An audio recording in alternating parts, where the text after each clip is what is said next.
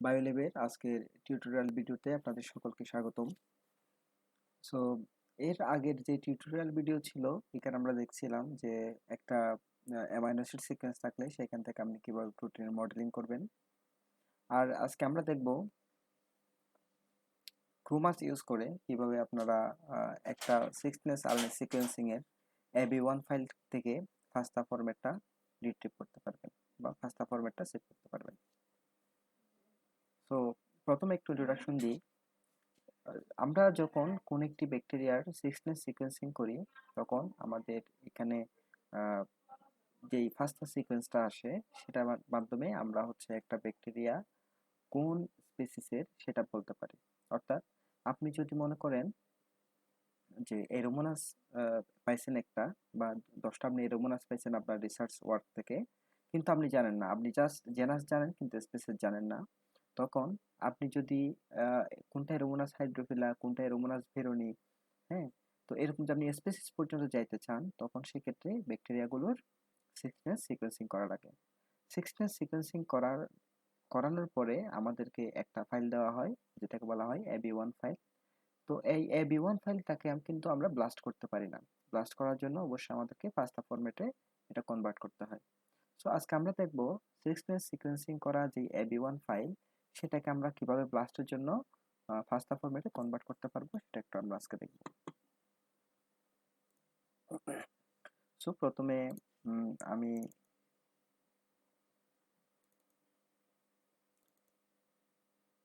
কিছু AB1 file নিচ্ছি। এগুলো হচ্ছে আমার এখানে যেগুলো দেখতে পাচ্ছেন সবগুলো হচ্ছে কতগুলো AB1 ফাইল যেগুলো সিক্সনেস সিকোয়েন্সিং করে পাওয়া। তো এই ফাইলগুলো থেকে আমরা কিভাবে ফাস্টা ফরম্যাটটা রিট্রিভ করতে হয় বা সেভ করতে হয় সেটা আমরা এখন দেখব। তো এই জন্য আমাদের একটা সফটওয়্যার লাগবে যেটার নাম হচ্ছে ক্রোমাস। এই যে ক্রোমাস, আপনারা একটু দেখবেন যে এটা হচ্ছে ক্রোমাস। তো প্রথমে আমরা ক্রোমাসটা ওপেন করব। ওপেন করার পরে ফাইল অপশনে যাব। ফাইল অপশনে গিয়ে ওপেন, দেন এখান থেকে আপনি যেটা যেটা ফাস্টা ফরম্যাটে কনভার্ট করতে চান সেটা সিলেক্ট করবেন। আমি মনে করলাম আমি প্রথমটাকে ফাস্টা ফরম্যাটে কনভার্ট করে দেখাই, সেটা সিলেক্ট করে ওপেন দিবেন। সো এখানে ওপেন দেওয়ার পরে দেখেন এখানে ক্রোমাস এটা ওপেন হয়ে গেছে।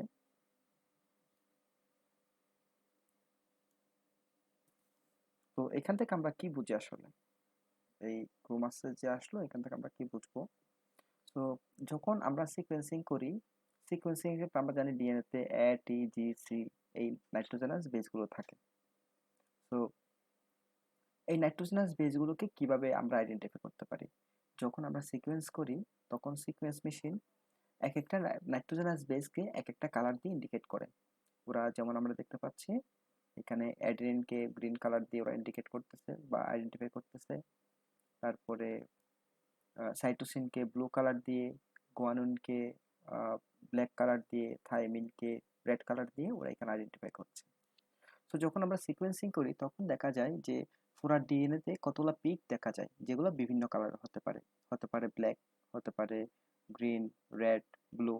তো যেখানে যে কালারের পিকটা দেখা যায় তখন আমাদের ধরে নিতে হবে যে ওই স্থানে ওই নাইট্রোজেনাস স্পেসটা অবস্থান করছে।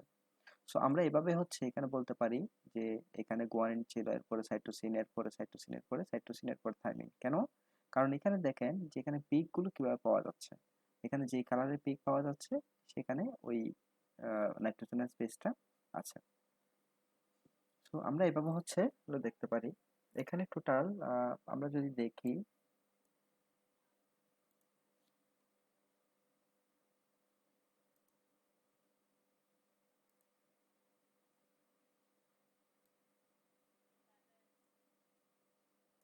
840, 41, 42, 43, 44, 45, 46, 47, 48, 848টা বেস পেয়ার এখানে আমাকে দিচ্ছে। সিকোয়েন্সিং করার পরে আমি পাইলাম। সো আমরা এখন এই 848 বেস পেয়ারের যে সিকোয়েন্সটা বা যে ফার্স্ট সিকোয়েন্সটা সেটা আমরা এখান থেকে আলাদা করব বা যেটা আমাদের ব্লাস্ট করার জন্য প্রয়োজন, আমরা কিন্তু এই AB1 ফাইলটাকে কিন্তু ব্লাস্ট করতে পারি না। এটাকে ব্লাস্ট করার জন্য এটাকে আমাদেরকে অবশ্যই FASTA ফরম্যাটে কনভার্ট করতে হবে। সো এটা করার জন্য আমাদেরকে প্রথমে যেতে হবে এক্সপোর্ট অপশনে। এক্সপোর্ট এক্সপোর্ট অপশনে গিয়ে একদম খুবই সহজ জিনিস, এখানে FASTA ফরম্যাট আপনি সিলেক্ট করতে পারেন, অথবা আপনি এখানে টেক্সট ফাইল হিসেবে এটাকে সেভ করতে পারেন। তো আপনার যেরকম প্রয়োজন হয় আপনি সেরকম হিসেবে এখানে সেভ করে আপনি ওইটাকে ব্লাস্ট করবেন।